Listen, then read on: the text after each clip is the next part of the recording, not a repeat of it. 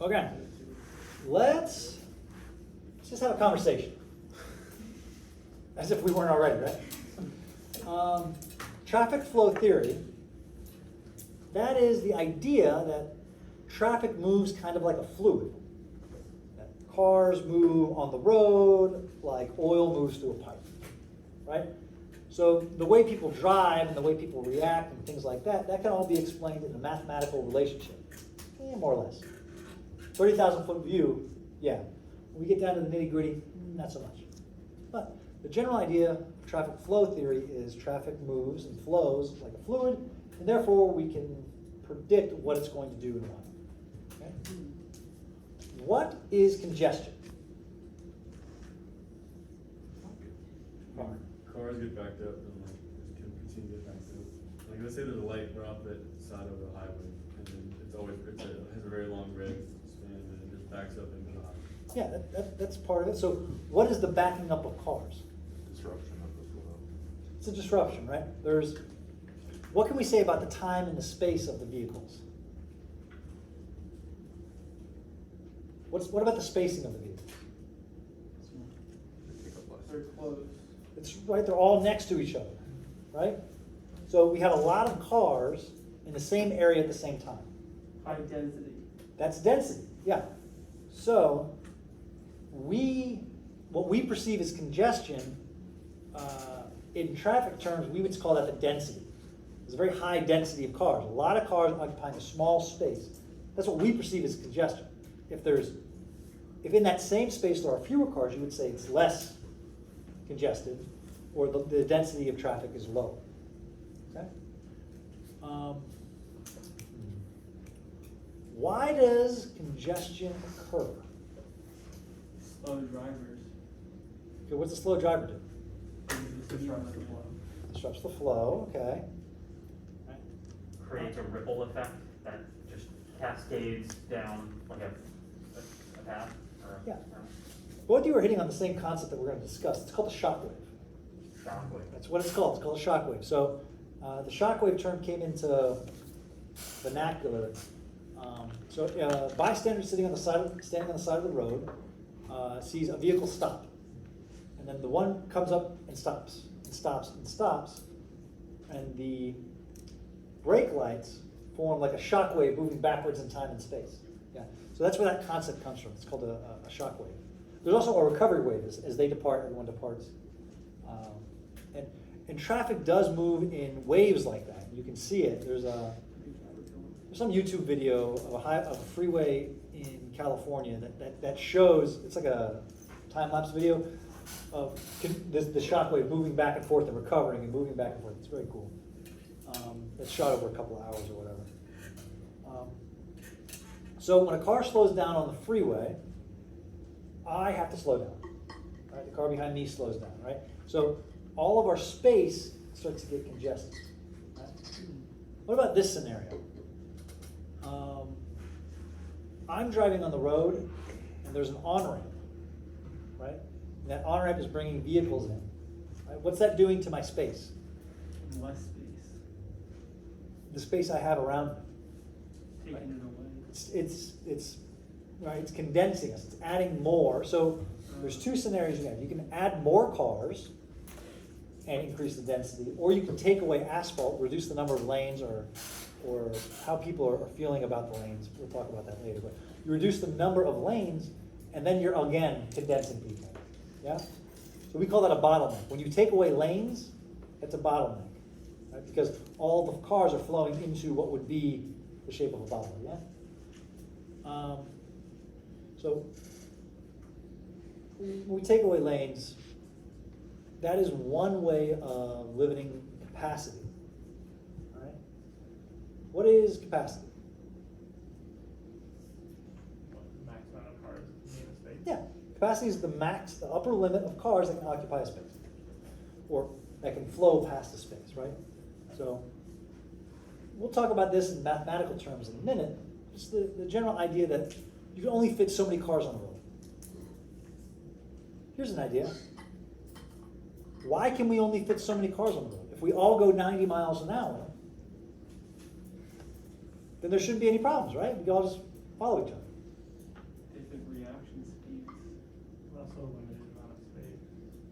Limited amount of space, so You want safe speed. you want to say speed, but how safe is safe? If we're all going 90, we're all pretty safe, right? What about this idea? When you drive, you like to keep how much space between you and the car in front of you? 3 ones. Cars. You want to keep 3 cars. Sometimes two. That's 2 cars, sometimes 4 cars. Is it like 10 foot or like one Buffer car? I thought there was 1 car for every 10 miles per hour. 1 car for every 10 miles per hour. All right, that's 20 feet for every 10 miles per hour. All right, what do we know about stopping sight distance? Pretty large. It's based on 400 something. several worst case scenarios. The faster you're going, the more you need. All right, let's go. Sight distance of vehicle 1 equals 1.47 times V times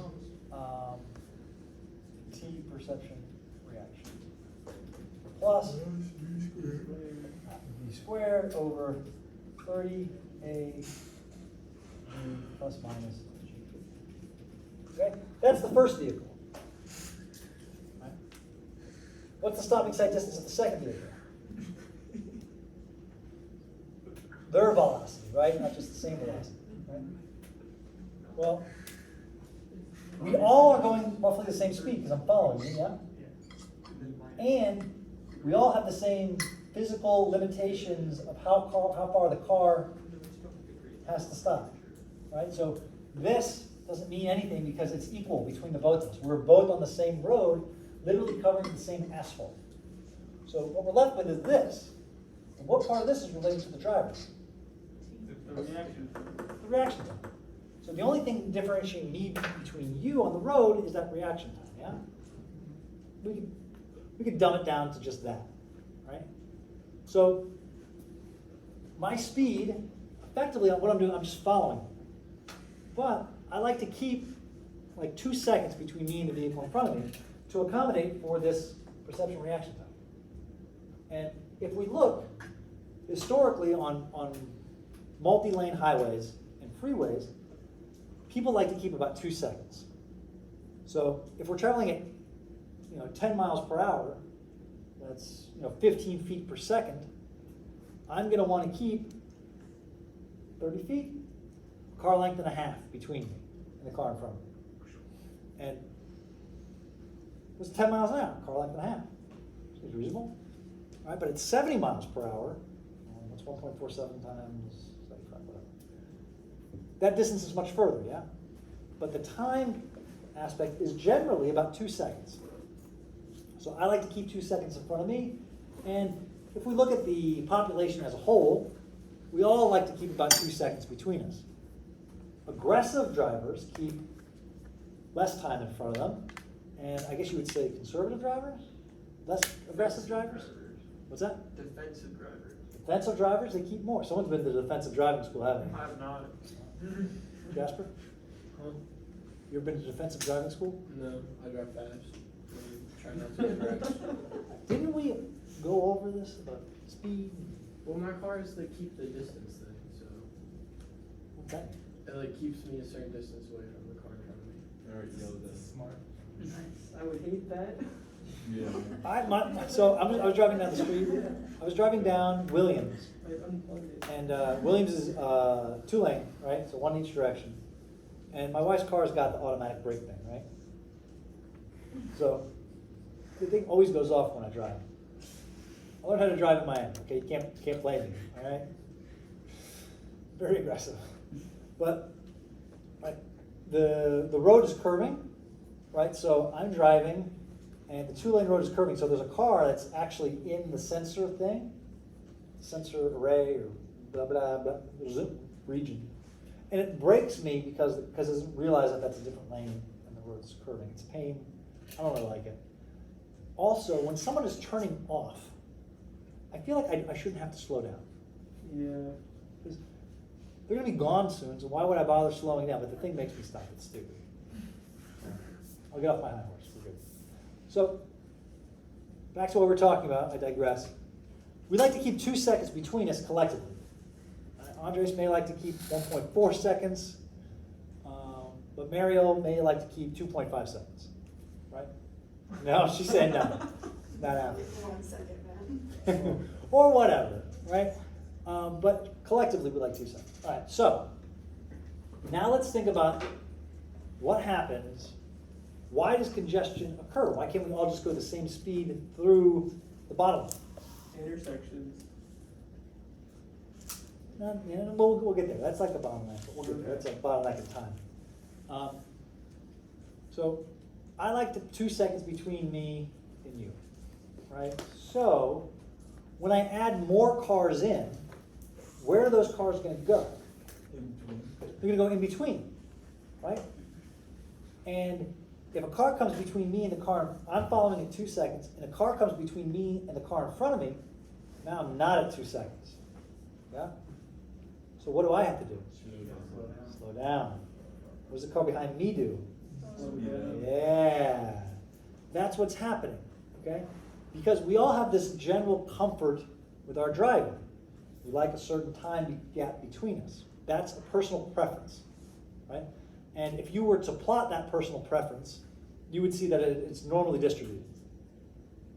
Right around 2 seconds, right? And as cars come into this lane, as they come into and they fill those gaps between the cars, that violates my 2 seconds. And when that happens, I slow down. And the car behind me slows down, they can slow down.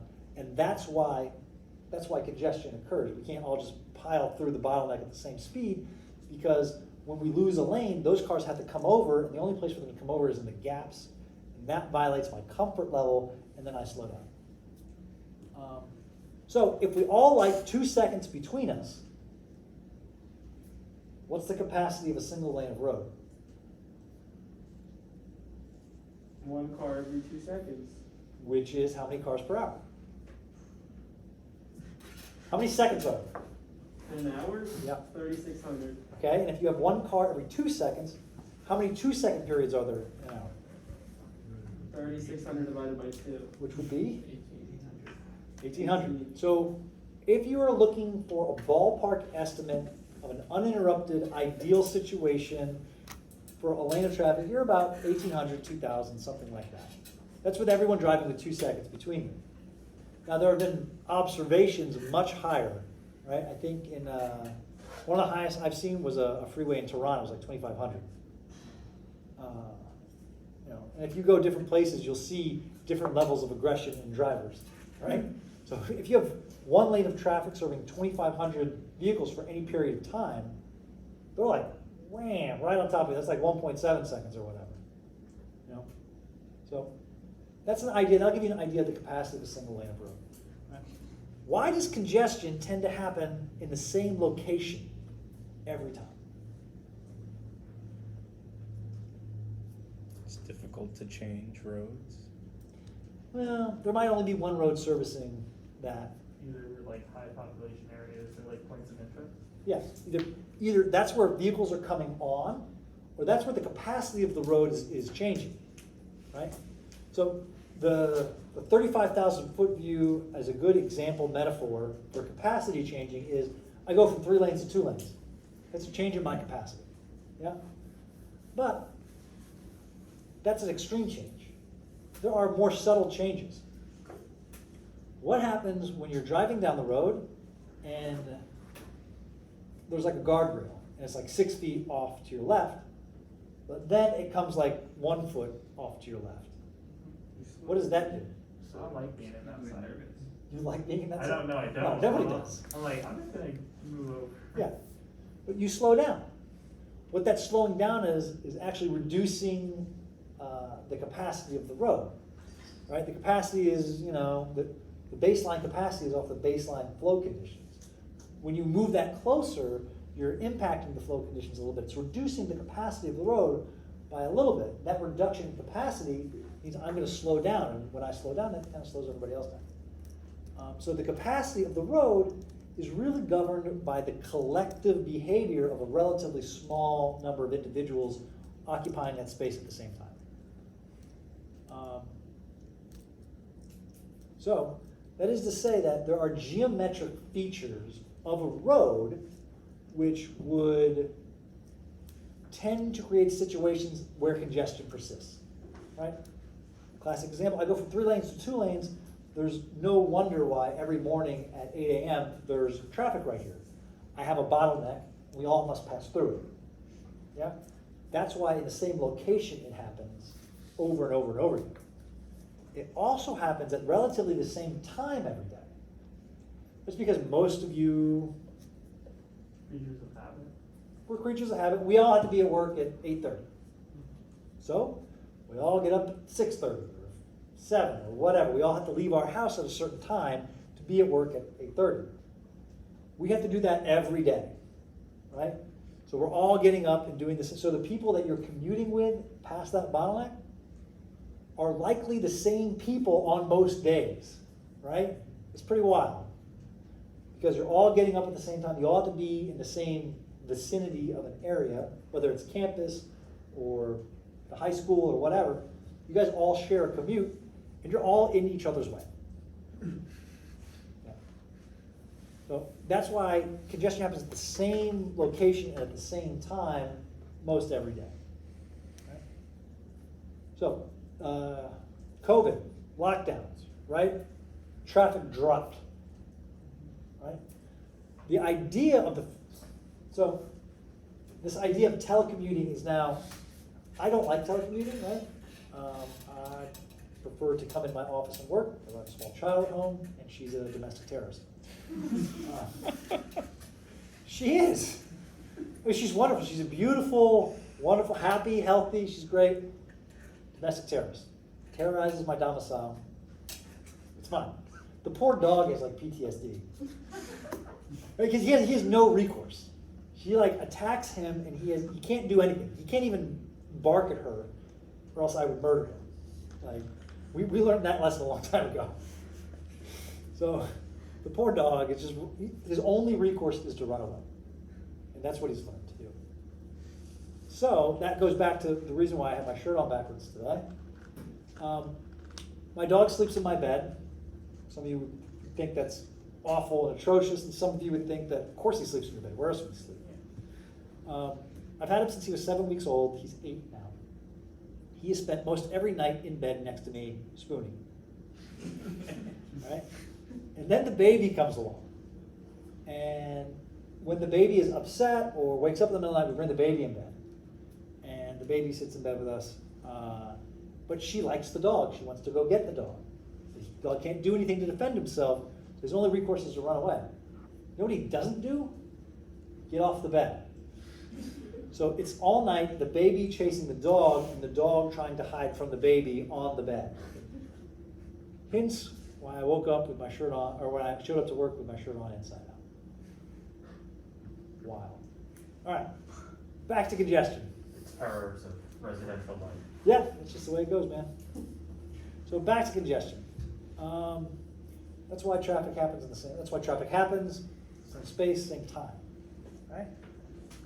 So, all right. With that, we're going to try to give you some mathematical understanding of these concepts. But I just wanted to have a conversation about what and why and how things are going on to give you an idea. The general concepts that I want you to walk away with this conversation is that I like 2 seconds between me and the car in front of me. And when we add cars to it or reduce the number of lanes and cars need to condense, they fill those gaps that I've created.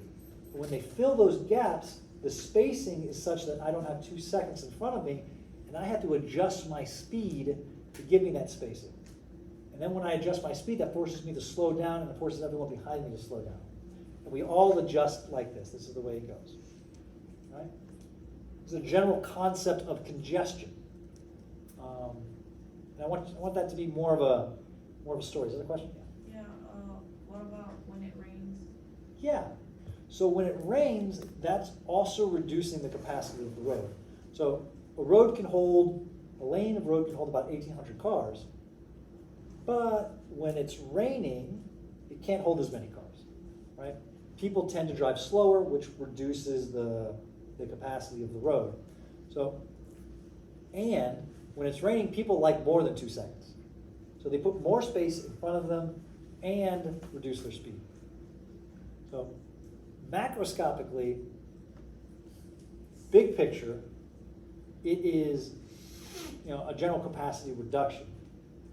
Small picture, microscopically, small picture, it is a distance preference. So it's a distance preference and a speed preference that changes that results in a reduced capacity. In general, for the most part, when you're driving, you're following the car in front of you. Okay? They speed up, you speed up. They slow down, you slow down. Right? We in the engineering world describe that as we have a car following model, which represents the relationship of us, or of the lead car, and what we're doing in response to that lead car. So the lead car is a stimulus. They speed up, we speed up. They slow down, we slow down. So that response, that stimulus response relationship is called the car following model, and we use that a lot in traffic analysis. So if you see like traffic models, we'll build like big traffic models to do all kinds of studies and stuff. It's based off that concept. We're just following the leader. So when I say microscopically, I mean the parameters of the car following model fundamentally change, that the individual driving behavior is different in a wet or dry scenario. Same thing with snow. People tend to lower speeds, more safety distance, right? That's why the capacity is limited. Right? Good. Let's talk about some terms and concepts, I think. Okay. So we use this term flow, right? It's the number of vehicles per hour passing a point. So flow and volume. Is volume on here? Okay. A flow rate, right, is the number of cars passing a point for some duration less than an hour. So it's a flow rate, right? But it's represented in vehicles per hour. If I have 100 cars passing one point in 5 minutes, all right, what would be my flow rate? I'm looking at Will. 100 cars passing in 5 minutes. 1,200. Yes, 1,200. Because I have 12 5-minute periods, and I have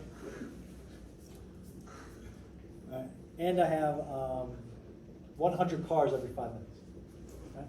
So a flow rate is represented in vehicles per hour. That would be a 1,200 vehicle per hour flow rate.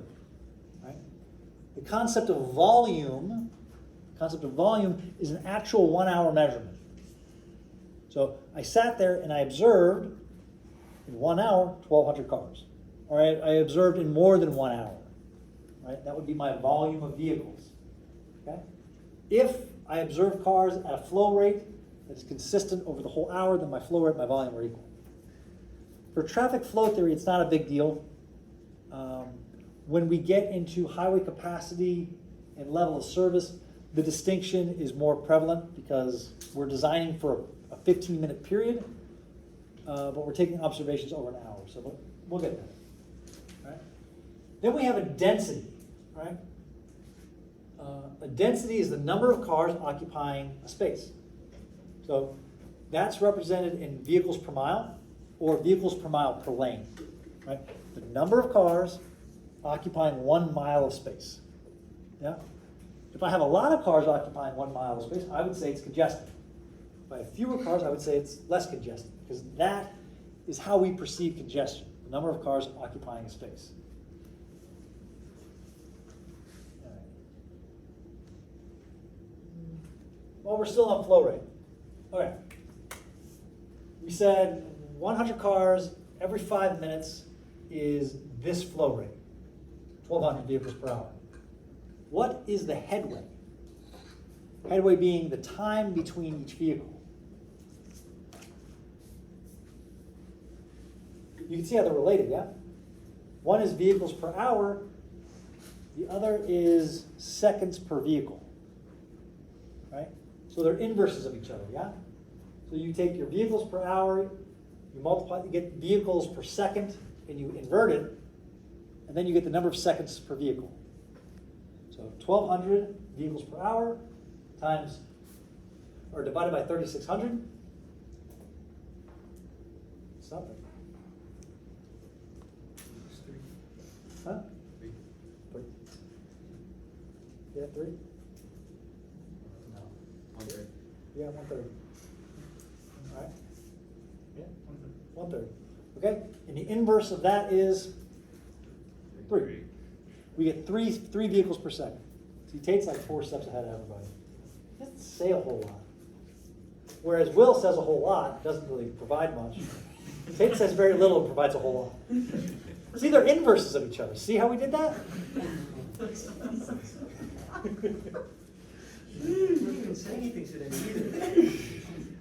like a general saying. It's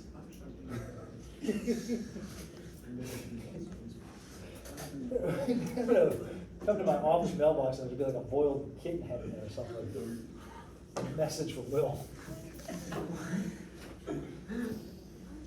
We're all next match, we were talking about the CC. Of a man in a black suit and bleeding for you. That's fine. I can wait for it. Look, there's hills to die on, and criticizing the CCP is one of them. Right? There's things that are right and wrong. Okay. So let's also talk about speed. All right, we talked about this before. Space means speed. No, this is time means speed. All right, this is the average vehicle speed. So if you just were to take a radar gun and hit the vehicle and calculate the speed, and then average a bunch of them together, that would be the speed over time. Right? It's just the algebraic mean of the speeds. Right? Space mean speed is a measure of traffic flow. It gives you more information about the section of road and the traffic flow characteristics on that. So when we talk about traffic flow theory and traffic in a mathematical sense, we typically use space mean speed because that tells us information about how the section is performing, how this stretch of road is performing, as opposed to just how these individual drivers are collectively averaging their speed. This is a measure of how they're performing over a section of roadway. Does that make sense? Right? So wait, the average speed along the whole entire section? Yes. So this is, think of this as a point reading. I'm reading the speed as a point. Here I'm reading the collective speed of a bunch of vehicles over a section. And this gives us some kind of idea of how the section is performing, right? This just tells us how one guy is driving in reference to everybody else at one point location. This is like the speed over an entire section. Okay? So this one is more interesting than this one. This one you just average them together and we all get that. This one is the number of vehicles times the length of the section for which you monitored them, divided by the time it took the sum of the time it took all the vehicles to pass. So this is number of vehicles, this is length in miles, vehicle miles divided by the vehicle time. So one vehicle times its time, plus one vehicle times its time, plus one vehicle times its time. You add all those up, and you would be left with vehicle mile, or vehicle hours on the bottom.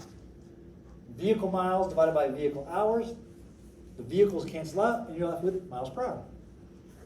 But it's different than just averaging individual points. Does that make sense? So both of those can happen over a period of time. Like that, the space mean speed isn't like you took a snapshot and added up all their speeds. No. You can have it over You'd have to monitor it over a period of time to get that. Gotcha. Right? This you can take a picture and get it. Okay. Kind of. Kind Yeah.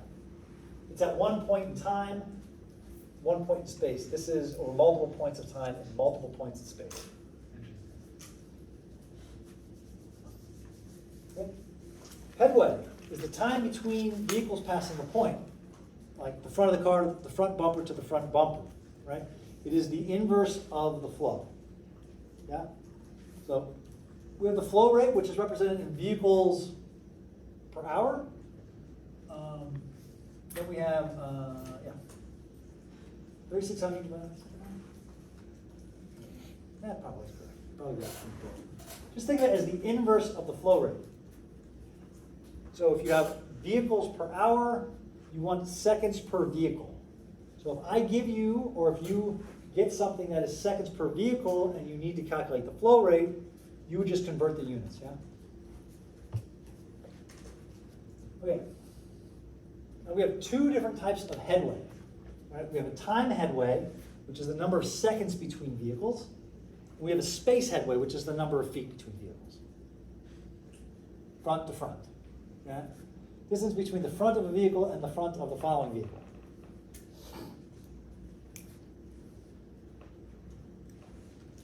Good. Okay? So, capacity is the highest achievable flow rate or volume, however you want to measure it, right? It's the highest achievable. So capacity is a volume, is a flow rate, right? Capacity is a flow rate. It just happens to be the highest flow rate that you can theoretically achieve on a given section of roadway, right? For you structures people, strength is the maximum stress. So strength is measured in units of stress. Capacity is the maximum flow. Therefore, it's measured in units of flow, vehicles per hour. Does that make sense? Okay. If I ask you what units are capacity, you would say vehicles per hour because it is a flow rate. Okay. Jam density is the maximum achievable density. The most cars you can fit on a section. Bumper to bumper. Yeah, bumper to bumper. However, if you have vehicles flowing, they're not bumper to bumper. There's more space between them, right? But is the density at which flow and speed approach zero?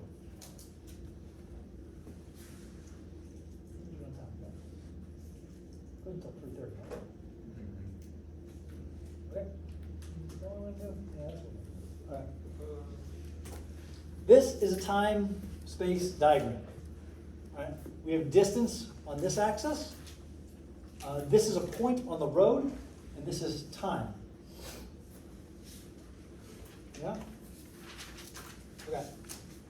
At time equals 0, vehicle 1 is this distance past location 0. Right? So it is this location past. So at time equals 0, vehicle 1 is at this distance from wherever we started measuring.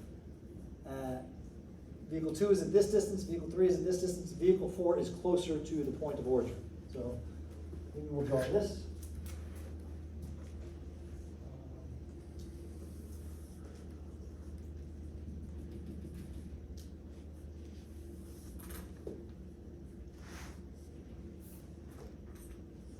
Four, 3, 2, 1.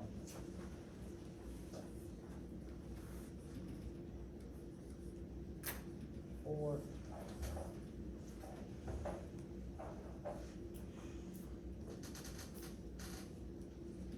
3.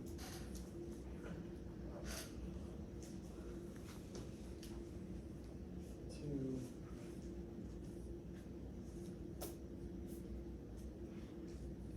Yeah, that's what this is describing. Okay. I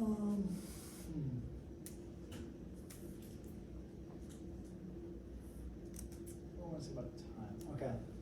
So the slope of this line is distance divided by time. Yeah. So the slope of this line is the velocity of each vehicle. Make sense? So this has marker that barely works. This has a speed of V4, V3. I guess I should do that. V2.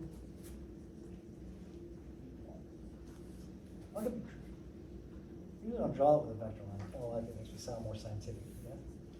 Let's look more science. Okay? So I have this situation. What do I want to say? So this distance between here and here would be D3, 4. Yeah, that's the distance between vehicle 3 and 4. D2, 3. You get the idea. Yes. Right now you have the D2, D3, D4 stopping in the middle of the vehicles. Is it in the front? Or? No, it'd be front to front. Okay. Front to front. So this is a representation of this situation. Yeah? So from here, if I subtract these, so I pick a time, I subtract these two, that would be my distance headway. Right? That's the distance between these two vehicles at time equals T5. Where here, if I look this way, at this location, right? At this location, the time headway is the time between these two vehicles. This is a stationary point, right, on the map. This is a stationary point. The time when this vehicle passed this point, and the time when the following vehicle passed this point. That would be a time headway. So I have a distance headway by taking the difference here, and I have a time headway by taking the distance here. Right? What would be my flow rate? I have 4 vehicles passing in T6 seconds. Yeah? So that would be my flow rate. 4 vehicles, T6 seconds, converted to vehicles per hour. Right? So that's my flow rate.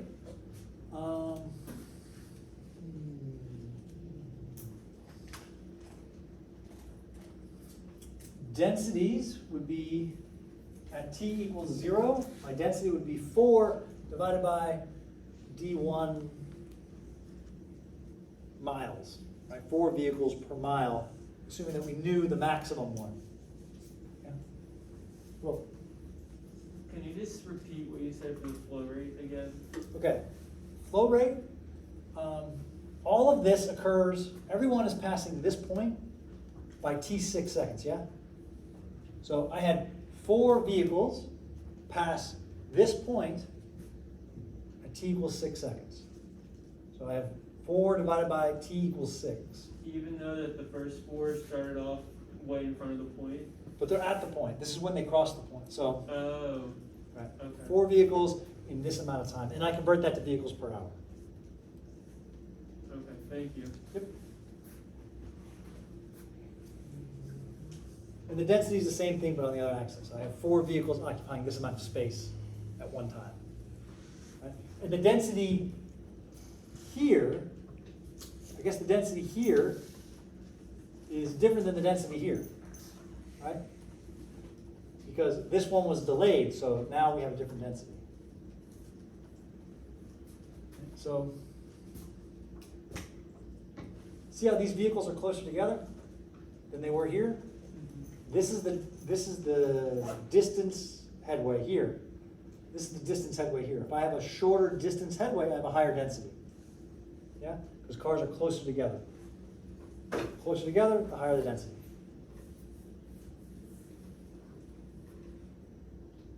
Okay? So, here's a little problem. This kind of looks like that, yeah? I have 1, 2, 3, 4 vehicles. I have what appears to be 300 feet of road, and I have all of these questions. The figure shows vehicles traveling at constant speed on a 2-lane highway between point X and Y. An observer located at X observes 4 vehicles passing point X during time period T seconds. The speeds are 45, 45, 40, and 30, respectively. So 45, 45, 40, and 30. Calculate the flow, density, time mean speed, and space mean speed. Okay? So we'll start with low-hanging fruit. I guess I'll leave this. Now that I've erased that. Okay. So let's start with flow. Right? Equals vehicles per hour. Okay? How many vehicles do I have? How many hours do I have? 1. Right? How long does it take this vehicle to travel the 300 feet? Oh. We don't care. We have 4 vehicles, and 4 vehicles past this point, and the time it takes one vehicle, the last vehicle, the slowest vehicle, to traverse the distance, yeah? The time required for the last vehicle that we're counting 4 vehicles, and if this vehicle is traveling at 30 miles per hour, how long is it going to take all 4 vehicles to pass our exit point? We have 30 miles per hour, that's 1.467 vehicles per mile, feet per second. I have 4 vehicles. Right, there we go. No, I'll just go.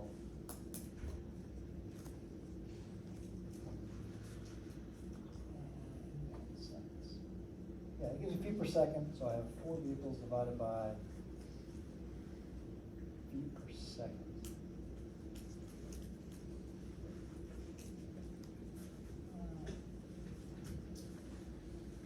Divided by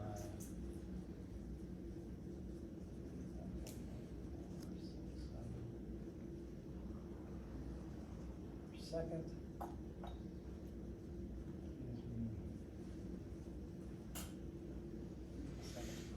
That's all right. Oh, there's like 30 seconds there or something. All right. Let's not do that. Let's do, we still do vehicles per hour. Because I forgot to take the feet. So I have 30 miles per hour. All right.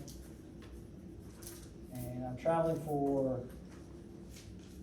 300 feet. And times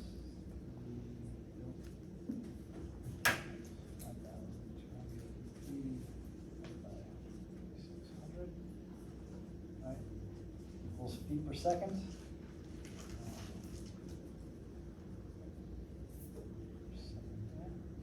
Am I doing this backwards?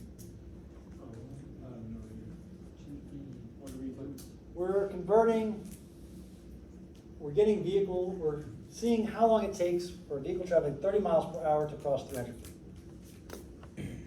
Yeah.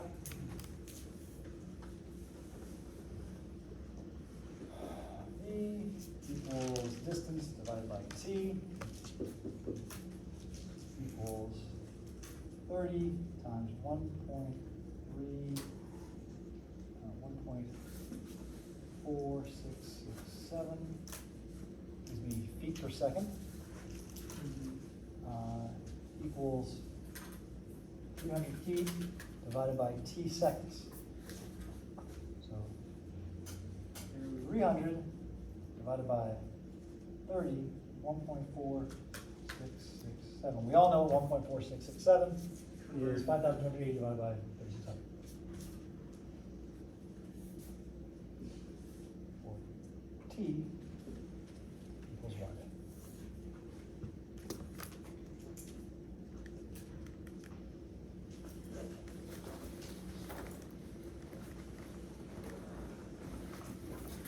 Six.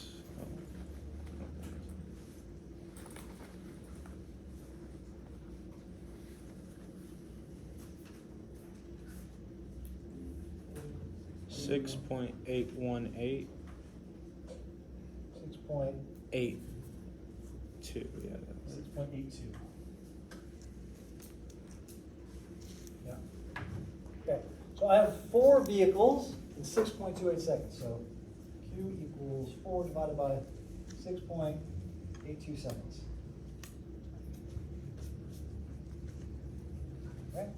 Now I need to convert this into vehicles per hour.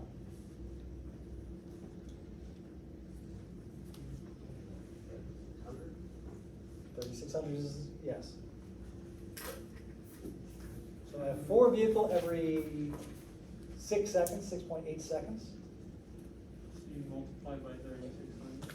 Yes.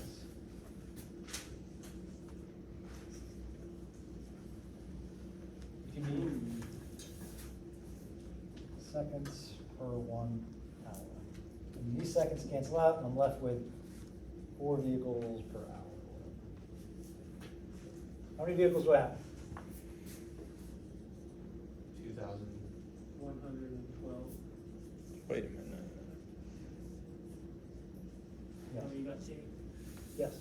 Since D started 15 feet away from X, don't we have to subtract 15 from 300? D started 15 feet away from X. No, because the observer is here. Okay. He is here, so you assume that he had passed there.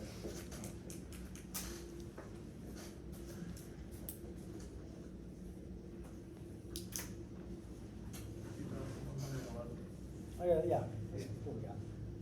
Okay, so that's the flow rate. That's pretty high flow rate, yeah? Yeah. It's pretty close to capacity. I would say we're probably very close, if not there. Okay?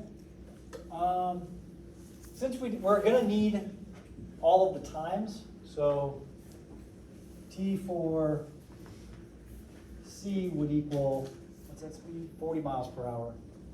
So ETD, 300 divided by 40 times 1.4667 equals TC equals some number of seconds. Might as well do them now when we have it before I erase it. That's the time required for vehicle C to traverse the 300 feet.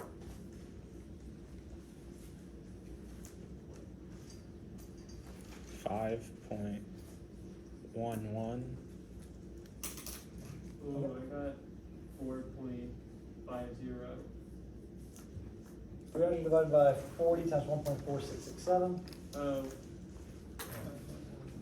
Okay, and then T that's it. B equals TA, right, because they're going the same speed. Yeah. Then we're left with T equals TA equals 300 divided by 45 is 1.4667 equals TB equals TA equals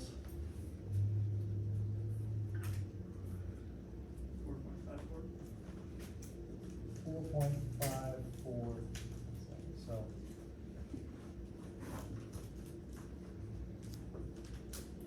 we'll need that later. Okay? The figure shows the vehicle traveling at constant speed in a 2-lane line, X and Y. The observer located at X observes 4 cars passing from point X during the period T seconds. The speeds are 45, 45, blah, blah, blah. Just calculate the flow, the density, the time mean speed, and the space mean speed. Okay? What is the density? So the density is measured over the section. So where are we at? How many vehicles do we have occupying? Let's just keep the 300-foot section. Right? You can say that these vehicles are actually occupying, you can cut off this 15 and you can cut off this 55 and only calculate it through here. But let's just use the 300-foot section. Okay? So I have the density equals the number of vehicles 4 divided by 300 feet.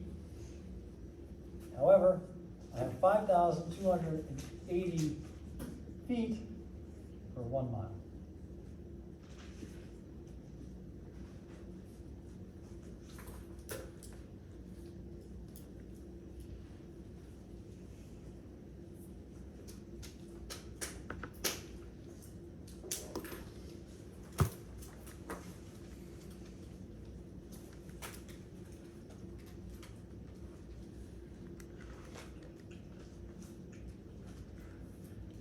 70.4.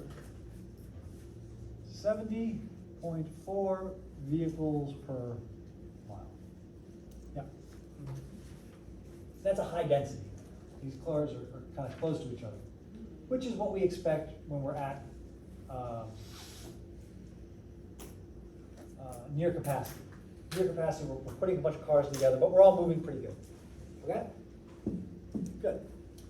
Okay?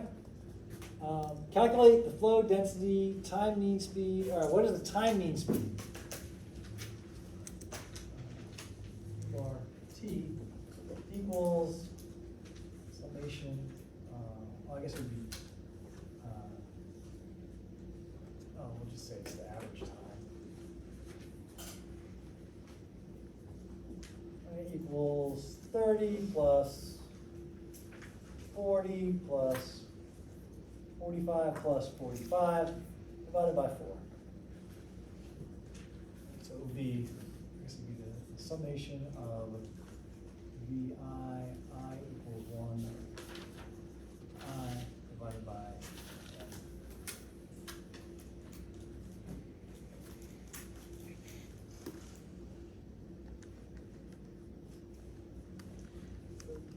So 40.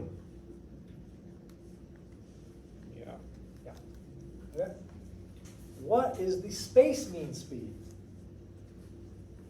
So U bar S equals N times L divided by the summation of T I, where I equals 1 to 4 in this case.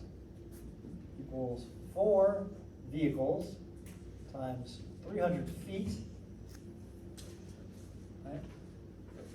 Divided by summation, which is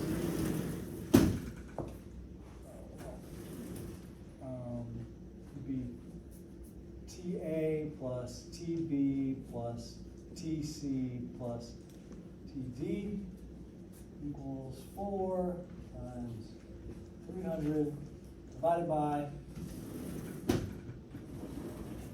6.82 plus 5.11 plus 2 times 4.54 equals something in feet per second. 57.06. 57.06 feet per second. I'll just say divided by 1.4667 equals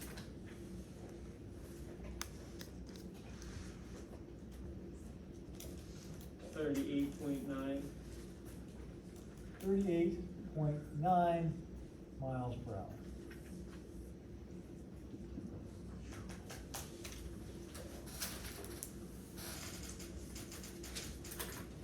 Okay? What's that? Ooh.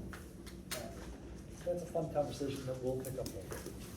Okay, so that's a relationship, that's to give you an exposure to flow and density and space mean speed. Okay? Next, we're going to look at all of these things in the context of traffic, and we're going to go over a bunch of fun, cool stuff. I will see you guys Thursday.